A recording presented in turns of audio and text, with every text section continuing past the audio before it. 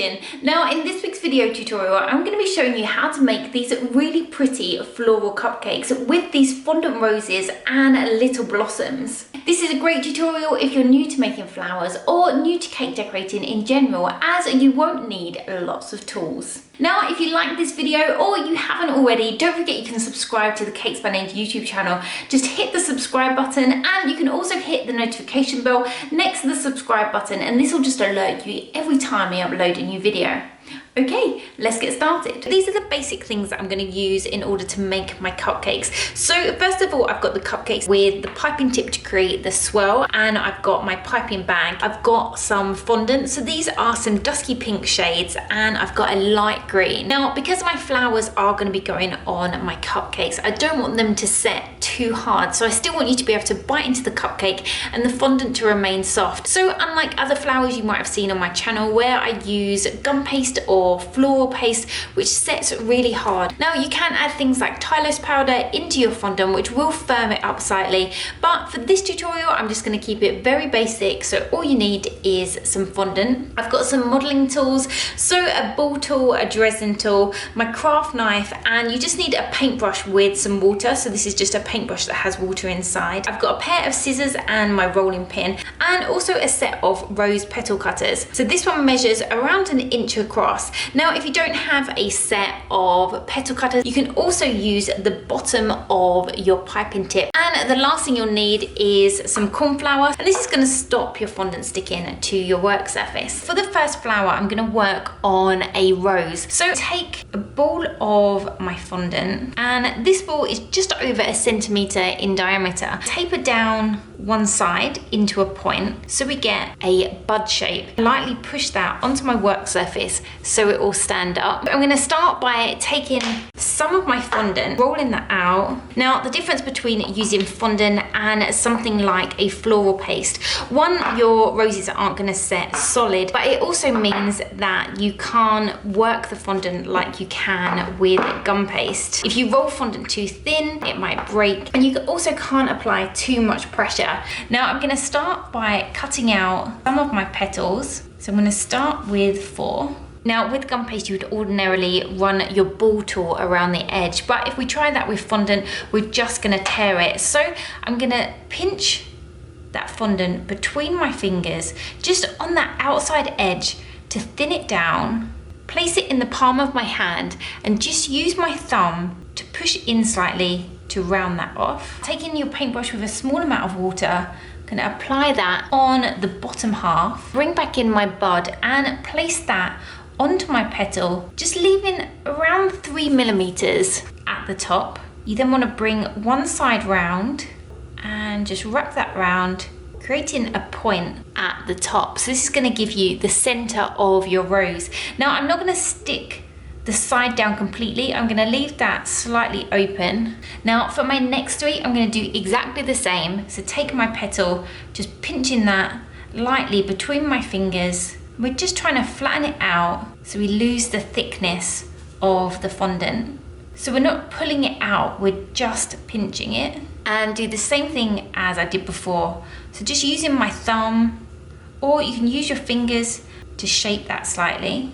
Now if you do find your hands are quite hot and the fondant is sticking, just dust your hands in a small amount of corn flour. Now again, on the bottom half of my petal, just add some water. Starting where we have the opening of the previous petal, I'm going to place my first petal on, making sure that it comes in line with the top of my bud.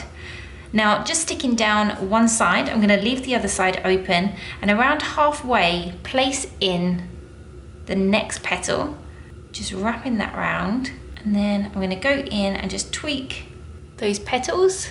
I'm then going to roll out some more of my fondant and cut out 3 more petals. So we're trying to roll out that fondant as thin as possible, so around about 1 millimeter. Now with these I'm going to do exactly the same thing, but after I've shaped that, just bring 2 edges down. So just using my thumb and my finger, shaping that so it brings that petal backwards, and then place that on my work surface while I do the others. Now I'm going to leave these ones for a few minutes just for that fondant to firm up slightly. We don't want it to dry so that it will start to crack. We just want it to slightly hold its shape. And after a short amount of time, add some water onto the bottom of those petals. And again, starting where we've got one of those joins, second one inside as you wrap that round. And we've got this little rose. Now you can either leave it this size, or I will add one more row onto the outside. So to make my rose slightly larger, I've cut out 5 more petals. I'm going to do exactly the same and just pull the top of that petal back slightly. I'm then going to leave those just for a minute, add some of that water. I can then pick up my rose, and exactly the same as we did before, but instead of adding 3 petals, we're adding 5. Now, as you can see, the fondant isn't holding its shape, so it's going backwards. So we want to leave our rose upside down in order to keep its shape. And for this, I'm going to take a small piece of wire. So this is just a really thin piece of wire that's covered in some white floral tape. I'm then going to push this into the bottom of my rose, place this on the top of a glass. I can then leave that there for around half an hour until my rose has firmed up. Once that's slightly firmed up, I can then take out the wire, and there we have our rose. Now, where your wire has been pushed into your flower, you can trim this off. So just use a craft knife so that none of your rose has been into contact with that wire. I've then got 2 different size fondant roses to add onto my cupcakes. The next thing I'm going to do is create some rose leaves. So I've got some fondant, which I've just coloured in this light green colour. Now you can get cutters and veiners and these plunger cutters just to help you cut out your leaf shape and add a texture into the centre. But I'm going to be showing you how to do them by hand if you don't have any cutters. So starting with a ball of my green fondant, and you can make your leaves in any size. So this one just measures around 1 centimetre in diameter. Taper that down on one side, slightly flatten that down. Now using a rolling pin, I'm going to go over the top, keeping that teardrop shape. Using the back of my craft knife, I'm going to push in little dents all the way down both sides. Holding that in the palm of my hand, I'm going to take my Dresden tool and run a line all the way down the center. Coming out from that, I'm going to add some lines, just going from the center outwards at an angle. Now at the end, make sure this is coming into a point, and on the wider end, just pinch that together, and then you can shape your leaf to give you this little rose leaf. You can then leave these to one side slightly, just until they've hardened enough that they keep their shape. Lastly, I'm going to create some little filler flowers, so some little blossoms. So you want to take a small ball. I'm starting with a ball around 1 centimetre in diameter. And again, just taper this down. You don't have to go as much into a point, it's just to give us something to hold. So we're going to work on the rounder end. Now, taking a pair of scissors, pushing one part of those into the center and making a small cut. I'm then going to work my way around, and I want to create 5 separate petals. Pull those back slightly, take my ball tool. Now, holding that between my fingers, push each of those petals onto my finger. So stretching those out, thinning them out slightly. Taking my Dresden tool, I'm going to start from the middle, and on each one, just pull some lines going up, just adding in 3 or 4 onto each petal. Just moving the flower around so it's pushing against my finger. Bring back in my ball tool, and just on the top of the petal, just move it backwards and forwards to thin that out and spread it out. Now I'm going to pinch that up slightly, and you can move some of those petals around to give you the shape of your flower. Adding a small amount of water just into that center. I'm going to roll out a small ball of the same color, or you could use a different color, so you could use a yellow or an orange, for example. Taking my Dresden tool again, I'm going to go in, just adding little dots, stick the edges of that down.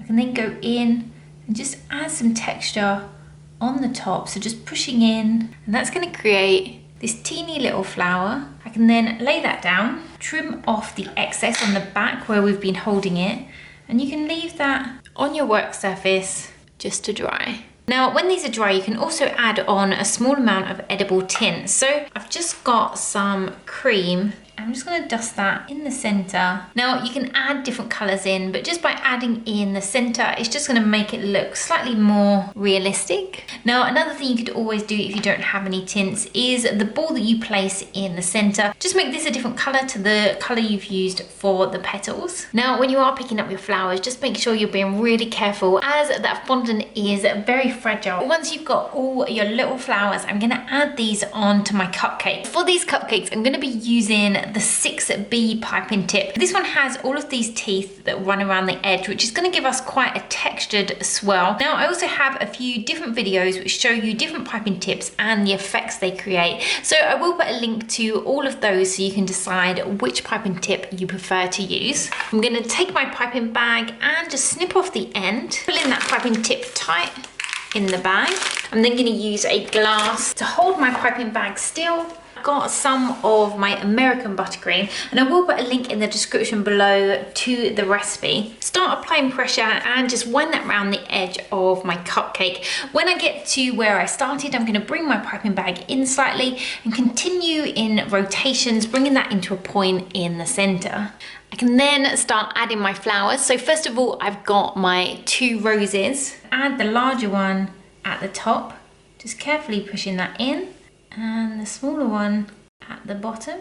I can then take some of my leaves. I'm going to add those to one side, just pushing them into that buttercream. And on the opposite side, I'm carefully going to pick up some of those tiny flowers and just push those into my buttercream. So here we have some floral cupcakes which have been created with very minimal of tools. So on my cupcakes, I've got the 2 different size roses, I've got these tiny little flower blossoms and my rose leaves. Now, these would be great for somebody's birthday or even for Mother's Day, which is coming up. I really hope you've enjoyed this video tutorial and will find it useful to make your own flower cupcakes.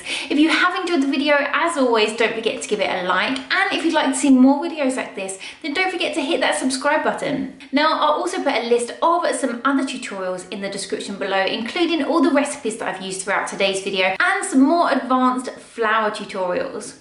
So until next time, bye!